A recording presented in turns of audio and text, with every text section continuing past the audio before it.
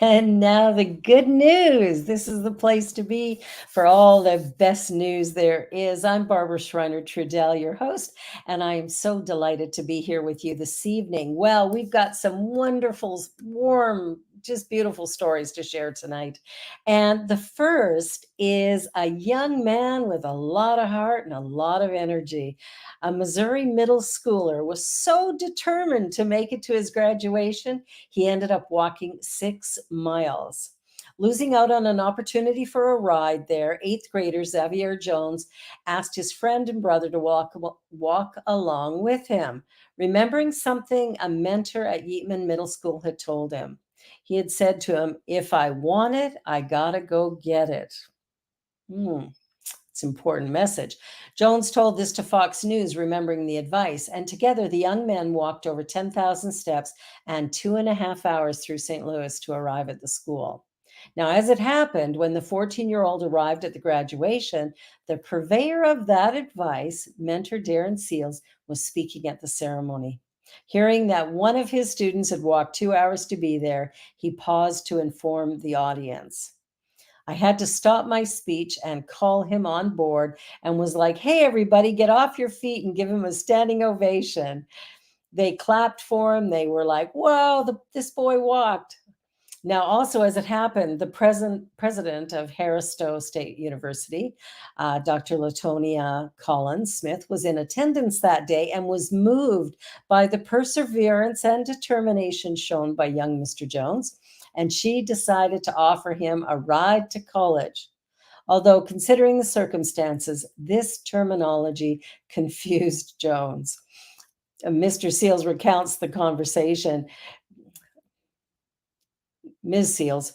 She said, "You got a full ride." And I said to Xavier, "Do you know what that means?" And he said, "They're going to give me a ride to school." Seals said, "I was like, no, you're getting a ride to college." He said, "Wait a minute, I don't have to pay for college." Then it started hitting him. Fox reports that Dr. Smith offered the young man the presidential scholarship, complete with tuition and money for 4 years of attendance, including rent and textbooks. Wow. Talk about go the distance. This is a really, truly inspiring story. And I think, when we really think about the things we do and the way we do it, this shows that, if you've got a passion for something, there's something you really want, go get it. All right. Well, moving along, we have a magician who, interestingly enough, does his magic tricks for dogs. Yes, I know that sounds unusual, but it's really kind of sweet. John Stessel normally performs his A-list magic show to adoring fans and celebrities, but he has found another equally enthusiastic audience for his tricks. Stessel routinely performs now for shelter dogs at St. Hubert's Animal Welfare Center in New Jersey, where their adorable reactions help to get them adopted. Reactions to magic. Yeah, dogs are smart, and making treats and toys disappear before their eyes evidently leaves them flabbergasted and determined to find out the secret. One of my small little superpowers is I can just help dogs show off in a way that they couldn't without me, Stessel told Inside Edition. Typically in the video, the dogs just go nuts and they all have really different reactions. Deja, did you have a little video clip of the doggies or just pictures? So now here's the big thing with this, talk about go the extra mile. Stressel is allergic to dogs, highly allergic.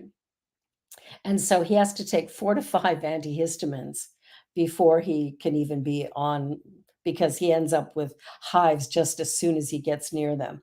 But his work pays off, and most of the dogs have gone to find permanent homes and loving families. What a beautiful thing to do. Do what you love and do it in a way that supports others. Man, can't get better than that. All right. How about a support group with sheep? Yes. How to improve mental health. Well, a new animal therapy business using cuddly, woolly neighbors to help struggling kids and adults with their mental health, and the results are unbelievable. I know, I know. UTalk was launched by Emma Redmond and Pippa Ashton last year after Emma was given the opportunity to buy a unique breed of sheep called a Valleys Blacknose. Known for a dog like temperament that makes them perfect for providing emotional support. The pair now has a flock of 7 sheep and 2 goats to help those that are finding life challenging. And aren't many of us, given COVID and all that's happened in the last few years? Well, studies have shown that animal therapy can have both psychological and physiological benefits. And Emma's life has included accomplishments, joy, and memories, but also filled with an or misdiagnosed mental alterations, including OCD, anxiety, eating disorders, and ADHD. And these life experiences have proven to be a big drive for creating something new and innovative as a way of supporting others. Isn't it interesting how sometimes the thing that challenges us the most becomes the gift that we then give to others? I think there's a great message in that. Emma said that one of the things we've always known is how useful animals are as a tool to help those struggling with diversities and mental health issues. And sheep aren't used as therapy animals. People usually think of horse and dog therapy. From there, Emma and Pippa realized there was a gap in the market for a unique animal therapy venture and decided to give it a go. Bravo, you're remarkable individuals and you're making a difference in the world. So we are grateful to you for all that you are doing. Well, as we're moving along, life is getting different in many places, pretty expensive in others, but here's a new idea. This is a very good idea. The English manor house that became a thriving commune. Why not live together? Booming despite the cost of living crisis, this commune in England is a lesson in community spirit, resourcefulness, and self sufficiency. All things that would be very helpful in today's world. There's been a boom in interest in communal living in recent years, and it could be the answer to some of the crisis of modern day life, right? In our Let's Live Together series, we visit co living communities around the world to see how they're finding solutions to loneliness, unaffordable housing, climate change, and more. And we ask, is it really the good life? Well, let's see. Old Hall, the big house commune in Suffolk. So it took nearly 2 years for Naomi Lake to get over the culture shock, she says with a laugh, of moving into Old Hall. She had gone from a terraced house in London to a vast house in Suffolk, shared with more than 50 people. Imagine that, on 70 acres of land. She has now been there for 3 years, sharing a unit, 2 bedrooms, a living room, bathroom, and tiny kitchenette within the house with her 12-year-old daughter and partner. It's an amazing way to live, says Leek. The commune was established in 1974, and a few of the founder members still live at Oak Hall, which had previously been a manor house, an army barracks, and a friary. They are largely self-sufficient with food coming from their farmland, which they work. Water comes from a borehole, hot water and heating from a wood-fired biomass boiler, and much of their energy from solar panels. Other things they need, such as extra food, uh, loo roll, and cleaning supplies, are bought in bulk with costs shared. The Leeks family of 3, she pays around £1,000 a month for all bills and food. Now, I'm not sure what the pound to dollar ratio is, but I'm thinking that's pretty darn reasonable. I don't know. Sounds pretty good to me. There are numerous communal spaces, including the room where 2 meals are served each day. We've got a dairy, a post room, and a laundry. We also got a chapel where we have weddings and different services, and where the kids roller skate. That's the perfect chapel in my mind. All right. Well, we're going to take a little bit of a break here, do a little commercial fun, and then we'll be right back with more good news. Come on, everybody, sing with me. Yes, yes, yes. Yes, yes, yes. If you believe in you and me, sing yes, yes, yes.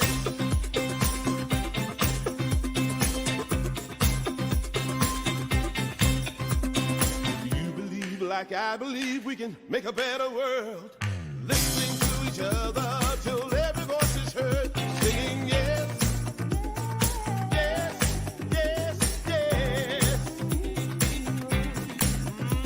What makes the place if we found a way to end all poverty? So all could live with dignity from sea to shining sea. Oh, please say yes. Come on, everybody, sing with me. Yes, yes, yes. Yes, yes, yes. If you believe in you and me, sing yes, yes. Watch me change when you change the way you look at things. The things you look at change. When you change the way you look at things, the things you look at change. When you change the way you look at things, the things you look at change. When you change the way you look at things, the things you look at change. I let love in. I feel the beat that's calling, calling, calling us to rise, rise, spirit rise up, rise in me. I ready my soul, I clear my mind. I'm here and now, in present time. I feel the power of 1,000 suns lighting up the dark. Oh, we rise as one. Oh, rise, rise. Spirit rise up, rise in me. Oh, rise, rise. Spirit rise up, rise.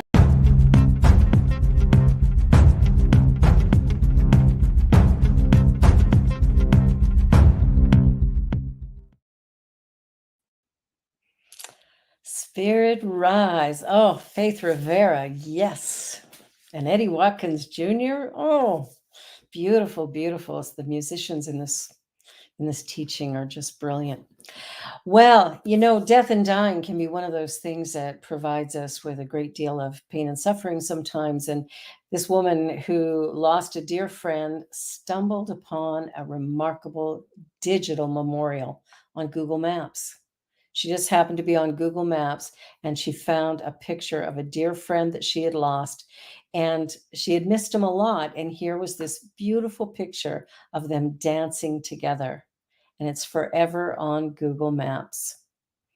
She's got that memory now, locked and loaded. How sweet is that? And who would know, right? Look at that. It's beautiful. I love stuff like that. Makes me smile. All right, here's a happy, funny story. So there is a pair of giant rubber duckies floating in the Hong Kong harbor. Well, you know what's really funny about this is one of these rubber duckies was floating in the Toronto Lake, Lake Ontario, just a few years ago. And my husband had the opportunity to go inside it because they're like 60 feet tall. These are huge duckies. Anyway, they've been traveling. Well, one of them traveled around and now there's a pair. So a pair of giant yellow rubber ducks have been spotted in Hong Kong waters. The bath toys are undergoing sea trials ahead of the exhibition Double Ducks by Dutch artist Florentine Hoffman. Since 2007, Hoffman has taken his 61-foot tall monumental rubber duck on a world tour. On the 10th anniversary of its first visit to Hong Kong, the creative brand ARR has invited the rubber duck back, accompanied by a new friend. Part of its tour included the Great Lakes in 2016, and that's what I was telling you about. that my husband was inside this. And Deja, can you show that photo again? It's like when he's inside it here, right? And it's massive, and he's having a great fun time with this. It was the oddest thing to see this huge thing sitting in the lake in Ontario, and of course now here it is in Hong Kong. So the pair tested their swimming skills in Victoria Harbor near Singye Island at the end of May, prior to the June 10th official exhibition opening. And organizer ARR says the double ducks are happiness icons and aim to spread the healing power of art and bring joy to everyone via this large scale public art exhibition. I'll tell you, who doesn't love a rubber ducky? Right? What a beautiful thing. I think we need to laugh more, play more, and bring more of our unique gifts and talents to the world. And what a beauty that would be. I just love that. All right. So, there's a lot of good people in the world, and you never know when you're going to need one of them. Well, this nurse and her boyfriend saved a man's life on their flight home from a Bahamas vacation. So, a man named Michael can thank his lucky stars that when his heart stopped aboard an airplane, there was a healthcare angel sitting just a few rows back. Emily Rains, an acute care nurse at the Baltimore Hospital, was flying back from a vacation in the Bahamas with her boyfriend when the flight attendant asked if there was anyone on board with medical training. The attendant went over the intercom, said a passenger was having a medical emergency, and Rains quickly volunteered. On our way up there, I was trying to pre-game lists like, hey, if we have to do compressions, I need you to do the compressions. I'll take care of everything else. Rains described the tense moments during the emergency, discussing the game plan with her boyfriend, a former nurse who now works in finance. She told CBS News that once she got to the passenger seat, he was slumped over, flushed purple, and not breathing. Together, they did chest compression or CPR for about 23 minutes before, with just 7 minutes until landing, their good work revived the man. He was rushed to hospital as soon as the plane came to a halt, while Rains was treated to a hero's welcome as she returned to her seat further back in the plane. She said, we were amped up because it's so awesome to have that feeling. And afterwards, you're just like, oh, wow, we did this. We saved somebody's life. A short time later, Rains received a message from Michael's wife expressing her deep gratitude for them saving her husband's life. Wow. Well, there are no words. That makes me a little emotional. How sweet is that? A moment can change a life, and a moment with the right person can save one. Well, this is, a little science story, a little bit different. This is a single atom that's been x-rayed for the very first time in a breakthrough that will, well, so they say, transform the world. Many laymen will not be aware that science has never been able to X-ray a single atom. The best that current state-of-the-art synchrotron scanners can manage is to X-ray an atogram, about 10,000 atoms. But the signal produced by a single atom is so weak that conventional detectors cannot be used until now. This landmark feat was achieved thanks to a purpose-built synchrotron instrument at Argonne National Laboratory in Illinois using a technique known as SXSTM, synchrotron X-ray scanning tunneling microscopy. Whew, that's a mouthful. The researchers behind the breakthrough say it paves the way for finding cures for major life-threatening diseases. The development of super-fast quantum computers and other advancements in materials and ecoscience, atoms are the particles that build molecules and the limit to which any substance can be broken down chemically. There are as many in a golf ball as golf balls would fit into Earth. Okay, that's a lot. So the STM can now measure them to an infinitesimal degree. The feat has been described as the holy grail of physics and a long-standing dream of Professor Saw Hee of Ohio State University, lead author on the paper explaining the discovery. Atoms can be routinely imaged with scanning probe microscopes, but without X-rays, one cannot tell what they're made of. We can now detect exactly the type of particular atom, one atom at a time, and can simultaneously measure its chemical state. This discovery will transform the world. Since its discovery by Röntgen in 1895, X-rays have been used in dozens of applications and fields, from medical examinations to security screening in airports. This breakthrough can make a big difference. The technique used and concept proven in the study broke new ground in X-ray science and nanoscale studies, and more so, using X-rays to detect and characterize individual atoms could revolutionize research and give birth to new techniques in areas such as quantum information and the detection of trace elements in environmental and medical research. It's a whole new field. Lots of cool stuff happening. Wow, that's kind of interesting. All right, Pride. Here we are. It is Pride Month. And look at this. This is a total bouquet of glories beings wrapped in beautiful blossoms. I love this. I think that, we as people, as we come to understand one another and recognize that there's 8 billion people on the planet and each and every one of us is unique and special. And if we would allow each and every one of us to be proud of our unique specialness, wow, what a world we would live in. It would kind of look like this beautiful bouquet.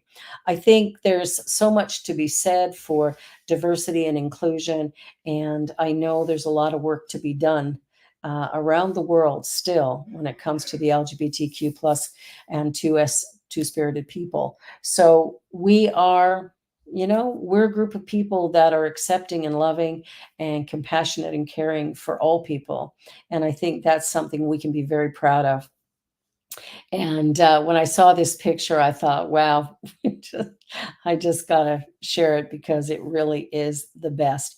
So there's a lot of different pictures of Pride. There's a lot of events going on with Pride. I know here in Toronto, we do our big Pride event the last weekend of the month. And we have also Pride event going on this weekend in Kitchener, Ontario. That is going to be a really big deal there. So wherever you are on the spectrum, because we're all somewhere, right? Let us join together in love and compassion, kindness and caring to create a world that really does work for the highest and best good of all concerned. Go Pride. I love it. My daughter gets to sing at one of the churches here in Toronto for Pride Sunday, so we're excited about that. All right, so here's another interesting thing. We're looking at our world and we're looking at ecology. We're looking at the things that work, the things that, could make the world a little better place. And here's an interesting look at these places. Aren't they beautiful? So Amsterdam's floating eco community is a model for modern living, whole new way. The Dutch are no strangers to living on the water, but a new eco community in Amsterdam is taking things to another level. There's been a boom in interest in communal living in recent years, and could it be the answer to some of the crisis of the modern world? In our series, okay, Schoonship, the floating eco community. All right. Sometimes when a boat passes or it's very windy, Marhan de Blok's house sways a little.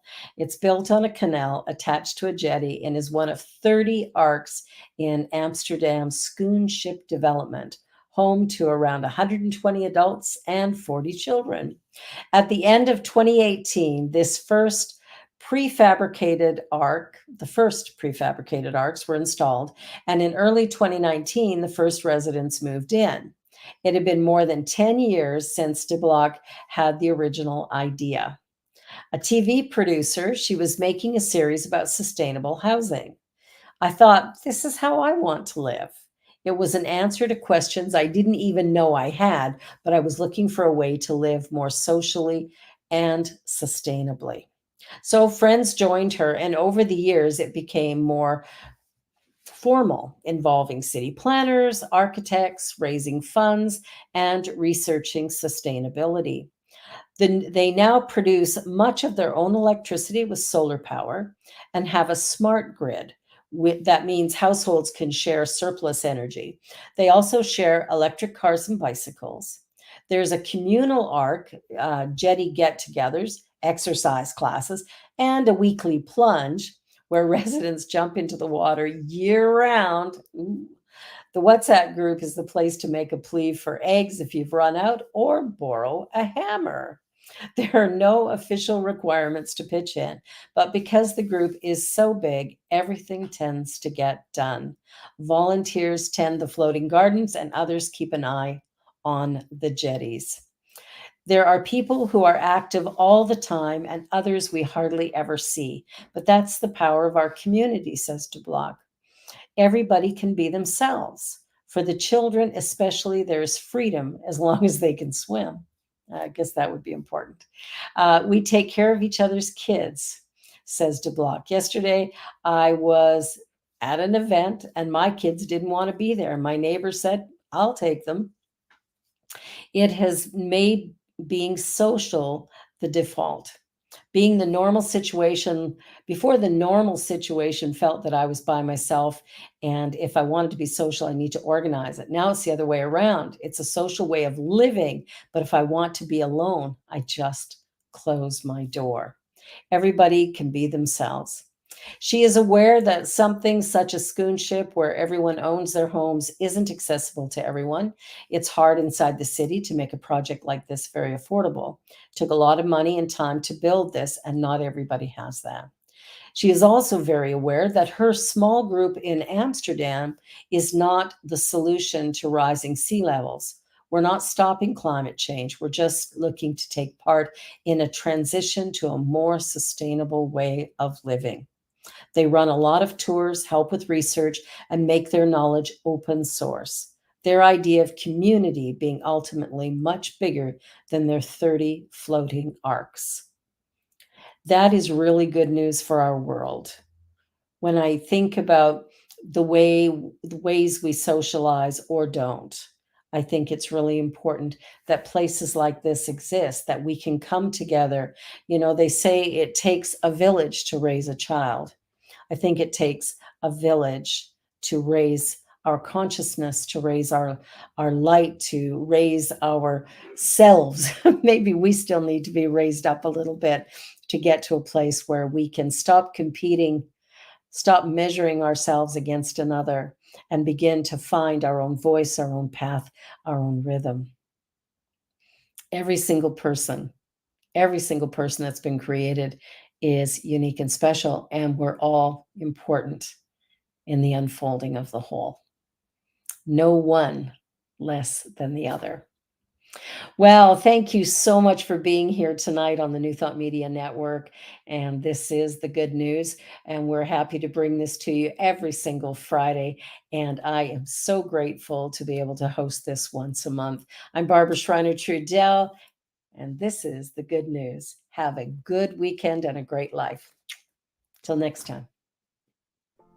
Please help us say thank you to our organizational sponsors and donors, including the Hefferland Foundation, Affiliated New Thought Network, International New Thought Alliance, Science of Mind Archives and Library Foundation, Center for Spiritual Living Denver, Center for Spiritual Living Midtown Atlanta, New Thought Philadelphia, Planned Happiness Institute, Summit Center for Spiritual Living, Center for Spiritual Living on the Lake, Unity Spiritual Center Kitchener, Om Center for Spiritual Living, Center for Spiritual Living North Jersey, Unity of Savannah, Center for Spiritual Living Seattle, and all of our individual donors and sponsors.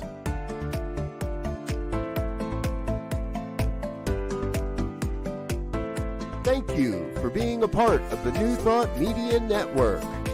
Please come be you.